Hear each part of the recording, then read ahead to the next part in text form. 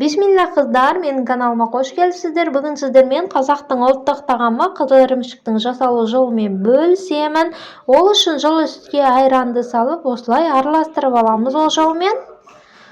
Астын катты коюп коебуз, сүтүбүз менен айран кайнап аралашканча. Сүтүбүз ырый бастаганда жайлап осулай сары суу бөлүнүп баштайт. Толук ырып биткенден соң астын жай коюп 2 сааттай кайнатабыз бетин жууп.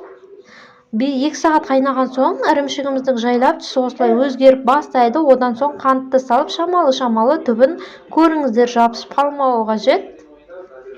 Осулай бетин жууп, отун шамалы көтөрүп жарты сааттай кайнатабыз. Осулай толук суу тартууга кажет. Иримчигибиздин түсү да осулай өзгөрүүгө кажет. Сүзүп алабыз калганын. Міндетті түрдө асты калың ыдыска жасаңыздар. Кайнатканда казан немесе кастроль.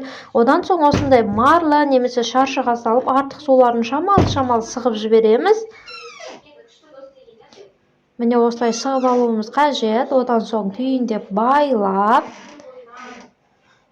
калган ичиндеги иримчиктин калган суун сыргытуу үчүн осундай бир ыдыска ауыр затпен бетин бастырып коебуз. Мен май менен бастырып койдум. Сиздер кез келген өзүңүз каалаган затпен бастырып коюуларыңызга болот.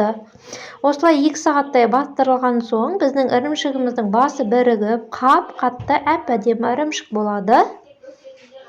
Ал азыр шешип көрсөтөйүн. Міне достар, биздин иримчигибиз дайын. Мен кеше Инстаграмда осуну сторис бөлүмүндө иримчикти бөлүшкөн кезде көптөгөн адамдар жасап жеп көрмөгөн экен. Міндетті түрдө жасап жеп көрүңүздөр достар. Казактын улуттук тагамдарын неге күндөлүктө колданбаска? Эгер видео унаса, лайк басып, каналыма тиркелүүнү унутпаңыздар.